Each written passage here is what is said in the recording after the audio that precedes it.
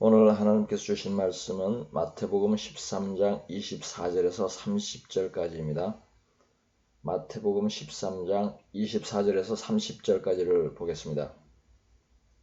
예수께서 그들 앞에 또 비유를 들어 이르시되 천국은 좋은 씨를 제밭에 뿌린 사람과 같으니 사람들이 잘 때에 그 원수가 와서 곡식 가운데 가라지를 덧뿌리고 갔더니 싹이 나고 결실할 때에 가라지도 보이거늘 집 주인의 종들이 와서 말하되 주여 밭에 좋은 씨를 뿌리지 아니하였나이까. 그런데 가라지가 어디서 생겼나이까. 주인이 이르되 원수가 이렇게 하였구나. 종들이 말하되 그러면 우리가 가서 이것을 뽑기를 원하시나이까. 주인이 이르되 가만두라. 가라지를 뽑다가 곡식까지 뽑을까 염려하노라. 둘 다 추수 때까지 함께 자라게 두라. 추수 때에 내가 추수꾼들에게 말하기를 가라지는 먼저 거두어 불사르게 단으로 묶고 곡식은 모아 내 곳간에 넣으라 하리라. 아멘.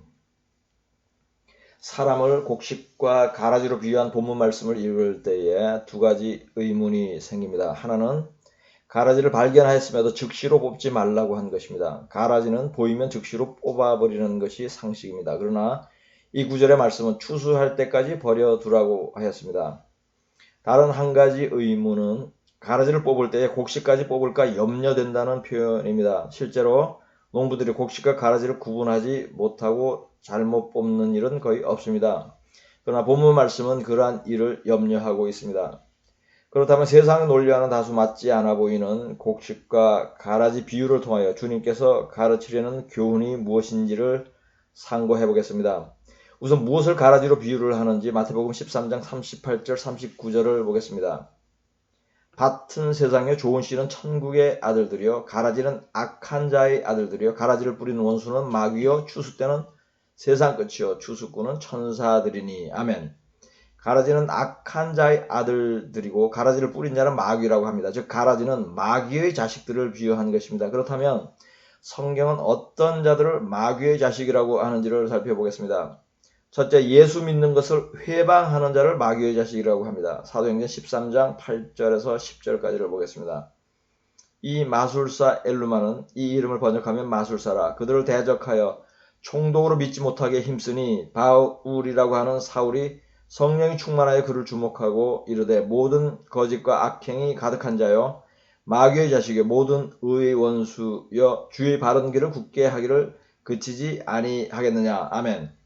사도 바울이 서기오 바울이라는 총독을 전도하는데 마술사 엘루마가 방해를 하였습니다. 그래서 바울이 이 자를 마귀의 자식이라며 저주의 책망을 하였습니다. 이처럼 하나님의 일을 회방하는 자를 성경은 마귀의 자식이라고 부릅니다. 둘째, 거역하며 회개하지 않는 자를 마귀의 올무에 걸린 자라고 합니다. 디모데후서 2장 25절 26절을 보겠습니다. 거역하는 자를 온유함으로 훈계할지니 혹 하나님이 그들에게 회개함을 주사 진리를 알게 하실까 하며 그들로 깨어 마귀의 올무에서 벗어나 하나님께 사로잡힌 바 되어 그 뜻을 따르게 하실까 함이라. 아멘.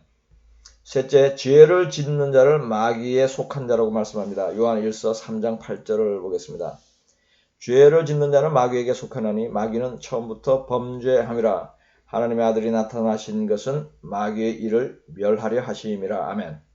넷째, 의를 행하지 않고 형제를 사랑하지 않는 자를 마귀의 자녀들이라고 합니다. 요한 1서 3장 10절을 보겠습니다. 이러므로 하나님의 자녀들과 마귀의 자녀들이 드러나나니 무릇 의를 행하지 아니하는 자나 또는 그 형제를 사랑하지 아니하는 자는 하나님께 속하지 아니하니라. 아멘. 다섯째, 진리의 말씀을 믿지 않는 자들을 마귀에게서 난 자라고 말씀합니다. 요한복음 8장 44절 45절을 보겠습니다. 너희는 너희 아비 마귀에게서 났으니 너희 아비의 욕심대로 너희도 행하고자 하느니라. 그는 처음부터 살인한 자요 진리가 그 속에 없으므로 진리에 서지 못하고 거짓을 말할 때마다 제 것으로 말하나니 이는 그가 거짓말쟁이요 거짓의 아비가 되었음이라. 내가 진리를 말함으로 너희가 나를 믿지 아니하는도다. 아멘. 이 구절에서 너희는 바리새인들과 서기관들로 지금의 목사와 성경 교사에 해당하는 사람들입니다. 즉 거짓 목사들을 마귀의 자식이라고 말씀하는 것입니다. 마귀의 자식을 다시 정리하면 하나님의 일을 회방하고 거역하는 자, 죄를 짓는 자, 의를 행하지 않고 형제를 사랑하지 않는 자와 진리를 모르는 거짓 목사들입니다. 이들은 다르게 표현하면 하나님을 믿지 않는 모든 사람들은 물론 하나님을 믿음에도 의롭지 않은 자, 하나님의 계명을 지키지 않는 모든 자들이 포함되는 것입니다.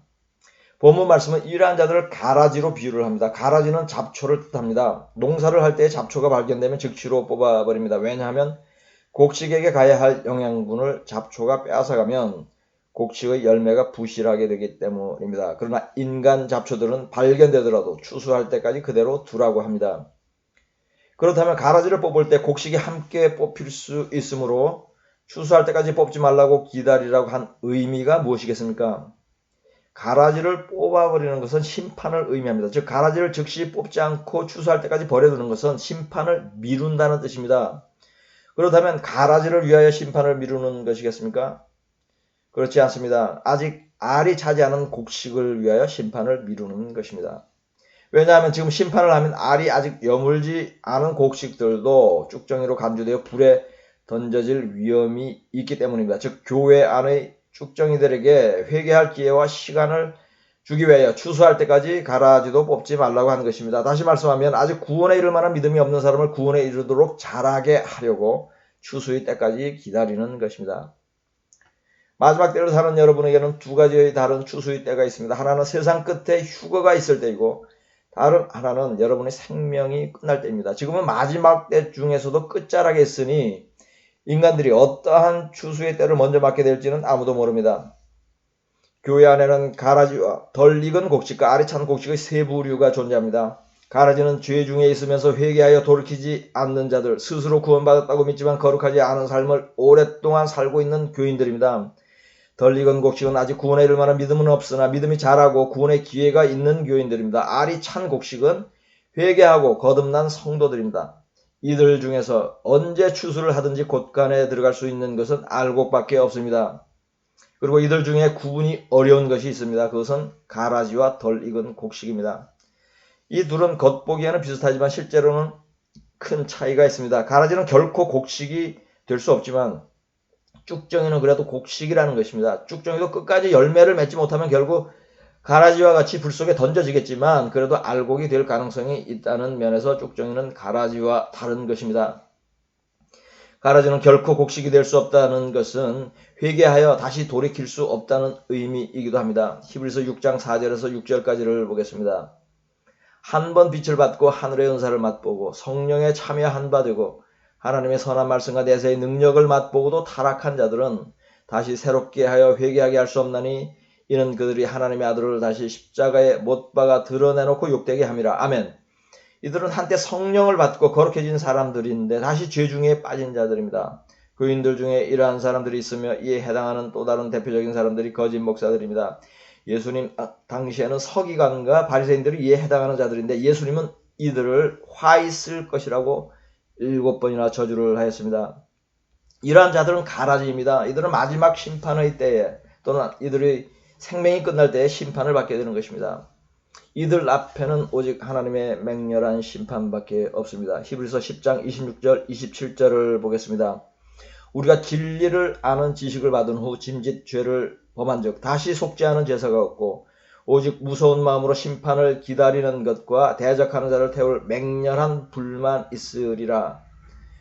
아멘. 또 다른 한 부류의 가라지들이 있습니다. 이들은 예수를 믿는다고 입으로는 시인을 하나 죄를 계속 짓고 있는 사람들입니다. 예수를 믿으면서도 죄를 범할 수 있지만 죄를 깨닫는 즉시 회개하여 다시는 같은 죄를 짓지 않아야 합니다. 그러나 이들 중에는 오랫동안 죄 가운데 있으면서 돌이켜 회개하지 않는 사람들이 있습니다. 이들은 회개하라는 말을 여러 차례 들었음에도 마음이 완악하여 돌이키지 않는 사람들입니다. 하나님께서는 이러한 자들을 그대로 버려두어 심판을 받게 하십니다. 데살로니가 후서 2장 10절 11절과 요한계시록 22장 11절 말씀을 보겠습니다. 이러므로 하나님이 미혹의 역사를 그들에게 보내사 거짓 것을 믿게 하심은 진리를 믿지 않고 불의를 좋아하는 모든 자들로 하여금 심판을 받게 하려 하심이라. 불의를 행하는 자는 그대로 불의를 행하고 더러운 자는 그대로 더럽고 의로운 자는 그대로 의를 행하고 거룩한 자는 그대로 거룩하게 하라. 아멘. 이 말씀이 응하는 자들이 가라지입니다. 이들은 마지막 심판의 때 또는 이들의 생명이 끝날 때에 심판을 받게 되는 것이며 멸망받도록 작정되어 있는 자들입니다. 그러니 여러분은 아직도 불의를 행하고 있다면 더 늦기 전에 돌이켜야 할 것입니다. 살펴본 대로 교회 안의 가라지는 크게 두 부류입니다. 하나는 거짓 목사들이고 다른 하나는 거짓 교인들입니다. 이들의 특징은 오랫동안 믿어도 회개하지 않은 자들입니다. 오랫동안 믿어도 거듭나지 않은 자들입니다. 오랫동안 믿어도 거룩해지지 않은 자들입니다. 그리하여 심판이 확정된 자들입니다. 그럼에도 불구하고 이들을 즉시로 심판을 하지 않고 추수할 때까지 기다리는 이유는 단 한 가지입니다. 알이 연글지 않고 아는 곡식들도 함께 멸망할 수 있기 때문입니다. 본문 말씀 중 마태복음 13장 29절을 다시 보겠습니다. 주인이 이르되 가만두라. 가라지를 뽑다가 곡식까지 뽑을까 염려하노라. 아멘. 하나님은 롯이 소돔에서 나올 때까지 유황불을 내리지 않았습니다. 롯과 그의 가족을 보호하기 위한 것이었습니다. 창세기 19장 15절을 보겠습니다. 동틀 때에 천사가 롯을 재촉하여 이르되 일어나 여기 있는 내 아내와 두 딸을 이끌어내라. 이 성의 죄악 중에 함께 멸망할까 하노라. 아멘. 이 구절은 악인들을 심판하려고 불을 내리면 의인인 롯도 죽을 수 있다는 것을 말씀하는데, 이렇게 하는 것이 바로 가라지와 함께 곡식이 뽑힐 것을 염려하는 것입니다.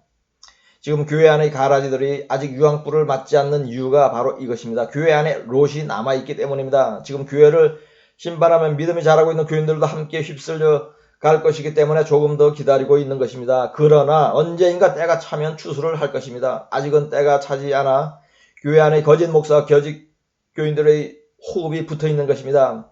주님께서 오시어 성도들을 데려가시면 휴거가 일어나면 심판이 시작될 것입니다. 소돔의 심판보다도 참혹한 심판이 교회 안의 가라지를 태울 것입니다. 그러니 여러분은 추수의 때가 오기 전에 자신이 열매 맺지 않는 쭉정이는 아닌지, 돌아올 수 없는 가라지로 변해가는 것은 아닌지 스스로 살펴야 할 것입니다. 그리하여 알이 차지 않은 곡식들은 열매를 맺기 위해 힘을 써야 할 것입니다. 구원에 이를 만한 믿음으로 자라기를 힘써야 할 것입니다.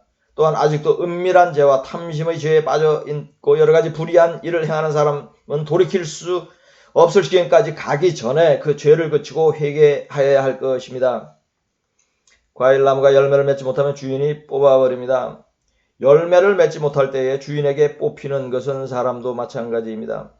그러므로 예수를 믿는 사람들, 성령을 받은 사람들은 신앙의 열매를 맺어야 합니다. 알이 꽉 차고 맛있는 성령의 열매가 주렁주렁 달려있는 나무는 주인이 뽑아버리지 않을 것이기 때문입니다.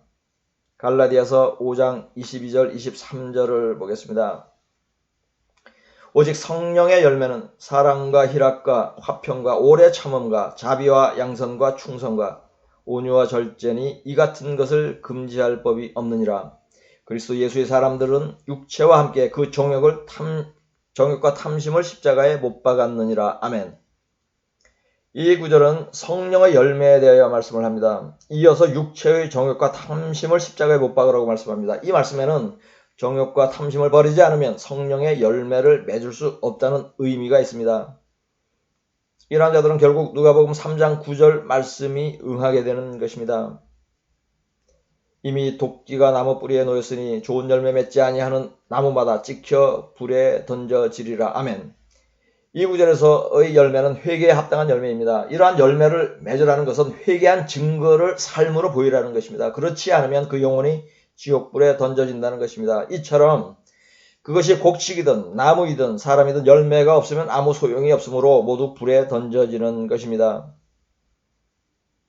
추수의 때에 알곡은 알곡끼리 모아서 곳간에 드립니다. 알곡은 구원을 받은 자들이고 곳간은 천국입니다.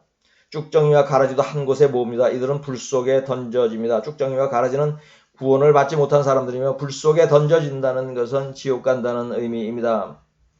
사람들은 끼리끼리 모이며 유유상종합니다. 같은 학교를 졸업한 사람끼리 모이고 같은 취미를 가진 사람들끼리 모입니다. 같은 직업을 가진 사람끼리 모이고 같은 사상을 가진 사람끼리 모입니다. 새들도 같은 깃털을 가진 새들이 함께 모입니다. 믿는 자들도 같은 영을 가진 사람끼리 모입니다. 거듭나지 않은 교인은 거듭나지 않은 교인들끼리 모이고 거듭난 성도는 거듭난 성도들끼리 모입니다. 하나님의 자녀들은 하나님의 자녀들끼리 모이고 마귀의 자녀들은 마귀의 자녀들끼리 모입니다. 거짓 교인은 거짓 교회 안에 있고 참 교인은 참 교회 안에 있습니다. 거짓 교인은 거짓 목사를 따르고 참 교인은 참 목사를 따릅니다. 그리하여 끼리끼리 천국을 가고 끼리끼리 지옥을 갑니다. 그러니 본인을 볼 수 없을 때에는 함께하는 사람들을 보십시오. 여러분은 그 사람과 함께 가게 될 것입니다. 그 사람과 대화도 함께하고 식사도 함께하고 여행도 함께 할 것입니다. 그리고 그 사람과 함께 결국에는 천국을 가든지 지옥을 가든지 함께 갈 것입니다. 이것은 여러분이 알곡인지 쭉정이인지 가라지인지를 구별하는 좋은 방법 중에 하나입니다. 주변을 보고 내가 함께하는 자를 보고 내가 속한 곳을 보는 것입니다. 여러분은 교회가 WCC에 속한 교회인 줄을 알면서도 오랜 습관으로 관성의 법칙을 벗어나지 못해서 부모나 가족이 원함으로 어떤 다른 이유로 구원과는 상관이 없을 것이라는 안일한 생각으로 계속 섬긴다면 결국에 여러분은 가라지가 되어 그들이 가는 곳으로 함께 가게 되는 것입니다. 왜냐하면 WCC에 속한 교회는 가라지의 집합 장소이기 때문입니다. 여러분이 알곡입니까? 쭉정이가 되지 마십시오. 여러분이 쭉정이입니까? 알곡이 되십시오. 여러분이 가라지입니까?